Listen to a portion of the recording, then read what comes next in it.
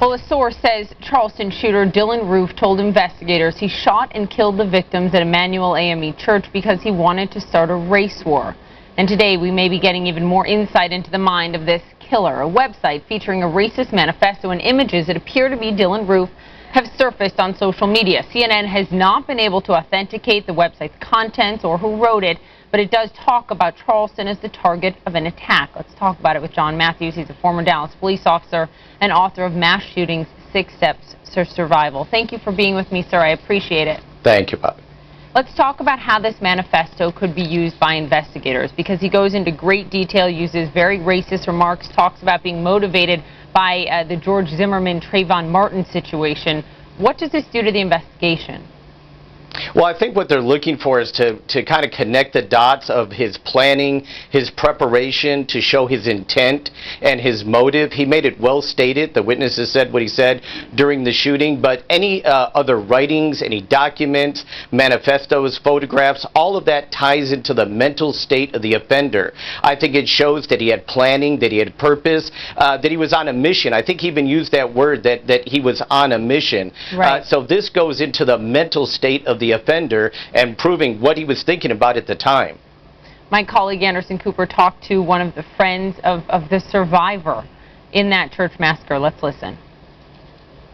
And he shot the young man. His mother was there and she witnessed.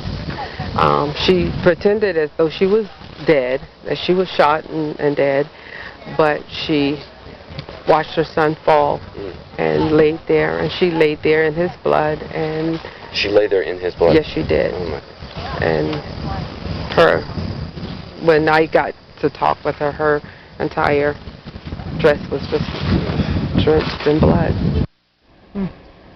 You've written extensively about mass shootings. How can a mother do that and have to live through that and see her son fall like that and then pretend to be dead just to survive? What do you make of that?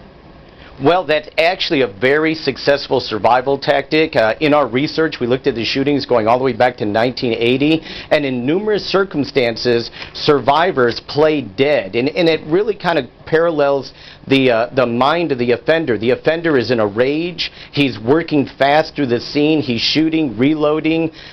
He's moving very quickly, and sometimes he doesn't even know who he shot. As a matter of fact, the person that he said, "I want you alive to tell the story," the question before that was, "Did I shoot you? Are you alive?" Right. He didn't even know who he had shot. So playing dead can be very, very effective because that shooter is moving very quickly through the scene and doesn't pay attention to you.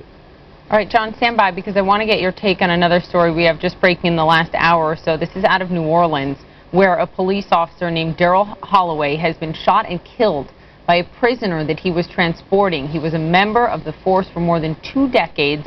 In a statement, New Orleans Mayor Mitch Landrieu called the incident despicable, cowardly, adding, quote, "We are bringing together every law enforcement resource at our disposal to find, capture, and prosecute Travis Boyes for this heinous crime."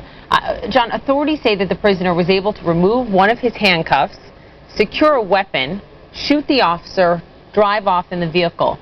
How is that possible in the typical setup of a police transport van? Well, sometimes we don't have multiple officers in the transport. Sometimes we're, frankly, a human nature. We're in a hurry. Maybe the shackles weren't secured enough.